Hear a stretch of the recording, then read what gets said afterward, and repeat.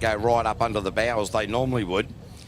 Richard's left a deck chair in the footwell of the navigator's seat. So, Richard, I know boats, Murray. And he's only come 100 metres from his shed to the track. I know, the huge distance of just over the hill. So that is quite entertaining, really. I think they thought they were going to have a picnic on the way around. Hayden Wilson and White Noise. I did have a chat with Hayden during that lunch break there, and I said, mate, what's going to be going on? You're just taking it fairly easy. He said, yeah, look, mate, not going to go and break the boat, just dusting the cobwebs off after having over a year off out of the sport. He said, look, I had a good think about it, was wondering whether I come back in and go hard or just ease into it, and he's decided to ease into it. And doing pretty well. Having a very tidy run here. By the look of it, Hayden's, the boat's sounding really good, actually. Sitting nicely on the water, hairpin time. Good out of there. Nothing wrong with that at all. So I think he's going to come home in a good, respectable time here. So certainly, I wouldn't have called it a slow run. I'd say it's a very good run. Yeah, look, I think he's certainly dialling it up a little bit from the earlier three qualifiers. So Hayden Wilson, we'll see him at the pointy end of the field. It's later today, there's no doubt about that. Of course, we've just had information from our race controllers, our fat controllers. Of course, Robbie McNabb wears that motto fairly well, and Eric Hoxema. So Hayden Wilson there with a 60.430. We will not be running 5 qualifiers. We'll only be running the 4 due to the circumstances behind some pretty big crashes. And we'll talk about the Ryco crash of Stewie Latham and James Hayden. James Hayden went up to hospital for observation. I had a look at that boat during the lunch break. Stoved in 2 sides and has split the transom as well. So some very serious work needs to go on with that boat in between rounds. Yeah, I wouldn't be at all surprised if it's a new hull there, KV. We'll see what happens. There he comes. Bevan Trough Schuler, the concrete man from Eltham. He's out there in the Silver Charger. And I'll tell you what, it's sounding a lot better. He told me he's found a little bit of horsepower in the lunch break. He was down a bit on his fuel pressure, so he's found a little bit, and he's also lifted his rev limiter chip. So we're looking to see a little bit more action and maybe an increase in the times here, and it's looking good so far, Kobe. Yeah, fantastic. And Sam Fergus doing a really good job out there as the navigator, just having a look at the minimal. Oh, geez, I tell you what, there was a bit of a confusion there between navigator and driver there. Sam Fergus, he was pointing around to the left, and of course Bevan Schuler went right. I'll just take those islands in the middle of the front sweeper there. So a little bit of confusion there, and it does happen with our newer teams. So they get that communication down spot on. A whole second there, I'd say, KV. He'd done really well the whole course, actually, and that's really going to cost him, but I still think they're going to be an improvement on where they've been earlier in the day. So certainly sound better. There we go, across the line, and a 64.200. Yeah, look, interesting that you do get those communication breakdowns between driver and navigator. We saw a small instance of that just then, and geez, I tell you what, it can turn ugly when that happens. Oh, yeah, mate. Yep, we've had some very, very steamy moments in the boat myself with Mr. and Mrs. Minella, and she's always managed to get the last word in and then pull a microphone out, which is a little bit frustrating, but it's just life. Oh, that's great work. No, all right, now it will be TNT Racing, Ray Thompson, Dave Toms.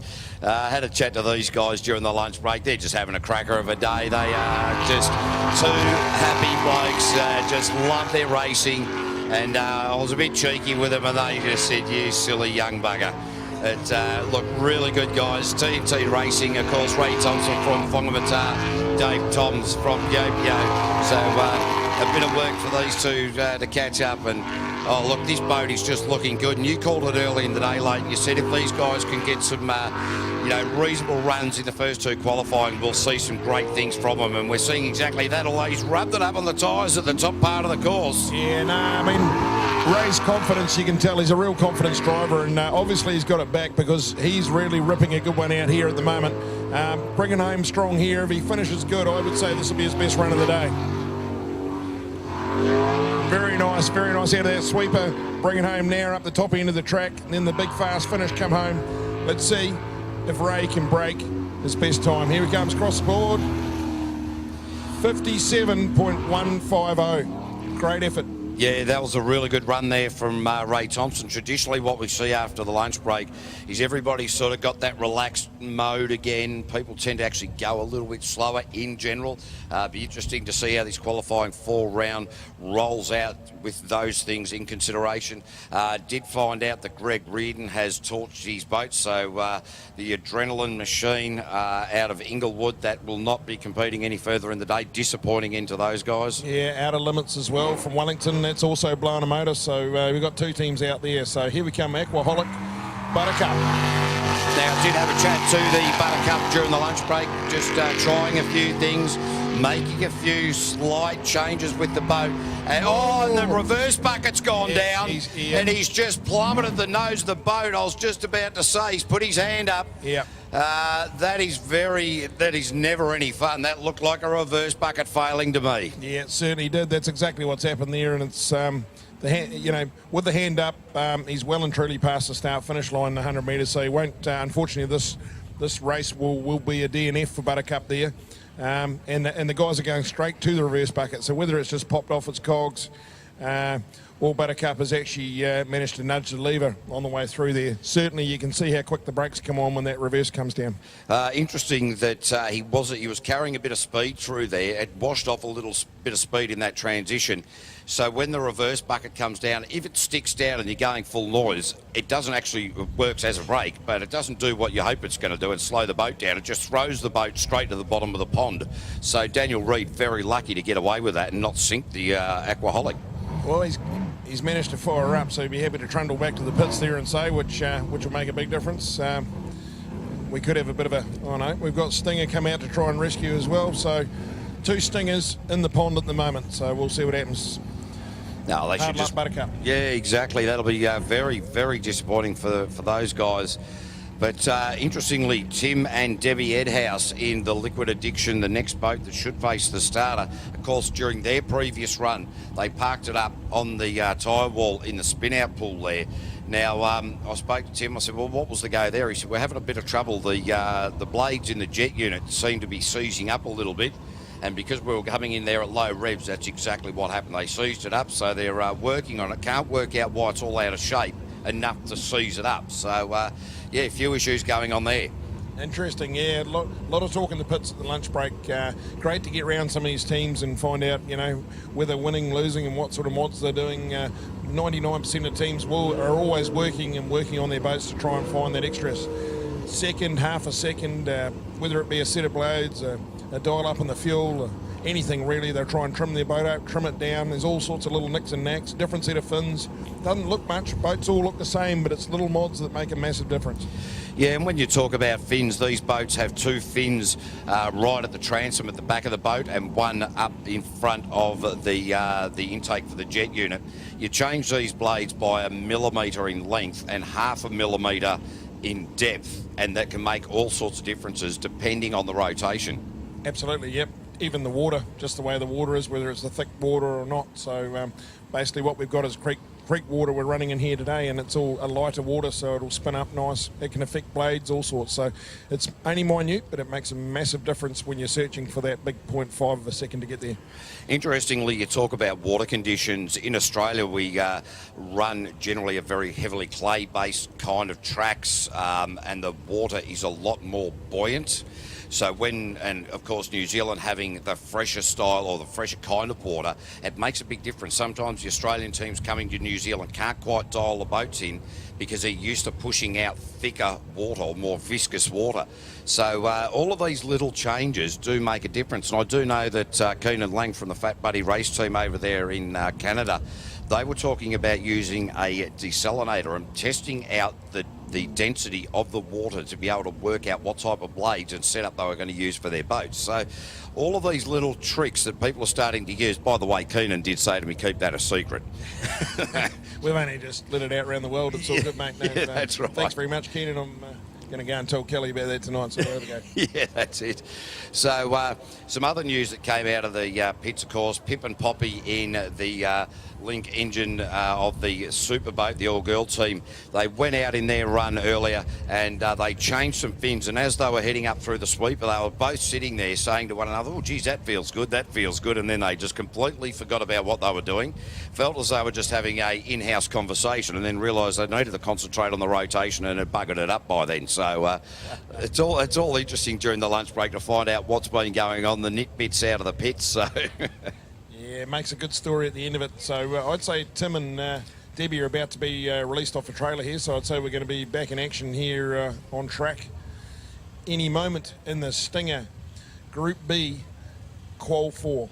Now, another interesting story that came out. Had a chat to Peter Cowie, of course. Peter Cowie uncharacteristically parked it up on the island during Q2. And I said to him, well, what was the story there? You and I both discussed that he ran out of talent and racetrack all at the same time, more or less. He reckons it was something to do with blades. I'm sticking with our story. I like our story better, Cavey. I think at the end of the day, it made a better story on the line. On the well, exactly. You know, as we say, ladies and gentlemen, the gods cannot change history, but tour guides and commentators definitely can. Love it. Okay, all right. Tim's making his way around. We are not far away at all. Tim, very, very quick last time out. He'll be looking to break that same. I think, what was he behind? He was at least 1.2 behind, I think, Paddy Hayden before, so he'll be looking to find a second if he can after lunch. Here we go. All right, Tim and Debbie Edhouse. Oh, I tell you what, he's looking hotter than you in a G-string late Minella out there at the moment. They've obviously sorted out the blade issue. I'm glad you looked, KB, and I felt quite nice in it too, but you're right. You're right. Tim is extremely quick here at the moment. This looks very, very good. Yeah, look, at the moment, whatever they've done to this boat, and obviously with the impeller sticking inside the shaft makes it hard. That hairpin, just beautiful. So the work that they've done clearly working to absolute maximum benefit at the moment into the left-right-hand combination. Now that one, they are just running it right out to the line. They're using every available millimetre. A little bit loose on the last two corners here. He's just the boat's unsettling a little, cost him a touch. Great time, 56.571. Yeah, they'll be really very, very happy with that indeed.